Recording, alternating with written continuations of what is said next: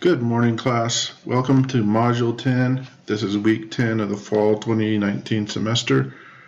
And this week you'll be learning about the role of economics in social work. And really what this chapter in the book is chapter 8. It focuses on the ideologies behind the field of economics and the idea that social work and the discipline of economics kind of butt heads a little bit and are based on fundamental assumptions and ideologies that can be different. And also it's important because social workers aren't necessarily always comfortable talking about economics, and economics really are driven by material wealth and the idea of monetary value on basically anything and everything, decisions being made at the policy level based on economics, which we really can't avoid because a lot of our policy leaders have that type of focus. And so in order to be an advocate, social workers do really need to know economics and have a solid idea of how economic systems and economic theories work.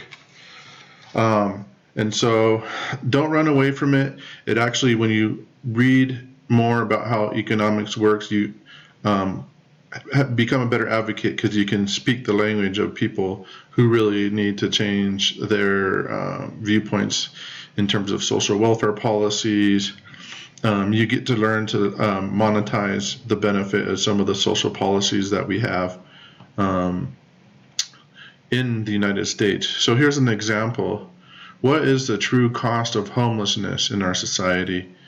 Well, when you think about it, there is a cost to help people struggling from homelessness. An example would be if they need medical care and they don't have insurance. Well, where are they going to go? They'll go to the emergency room, and that's expensive. Hospitals charge a lot of money for emergency room visits, and so for the hospital to charge someone who's experiencing homeless and doesn't have any money, the expectation is that they won't be able to pay for those medical services, and that cost that doesn't get paid gets passed on to consumers, meaning people who do have the ability to pay. And so that's one of the reasons why our medical costs are skyrocketing, is because we don't have coverage for everybody, and people that don't have coverage that visit the emergency room will pass those costs on to consumers that have insurance or have the ability to pay. And so that's an example of how an economic system in the economics of homelessness and also healthcare are important. So when I'm an advocate and I'm going to a politician who focuses on the economic side, then you'll be ready to explain it to them in a way that not only that they'll understand, but they'll value the message. So for this module, we will be looking at the economic system and some of the economic policies that were passed after the Social Security Act. We learned about one already, right? We learned about redlining. So it wasn't all great. And there were repercussions that we see to this day from some of those economic policies of bank lending. So the perfect example of that, and you've learned about that already. And so read the chapter 8 and you'll be able to learn a little bit more about the economy. Another thing is taxes. We didn't really talk about taxes in the budget. When we look at the income before taxes, that's what we were doing. But if we calculated taxes into what we were doing for the assignment number 9,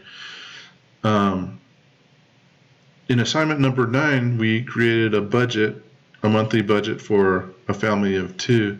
What we didn't factor in are the income taxes that are taken out of that person's paycheck.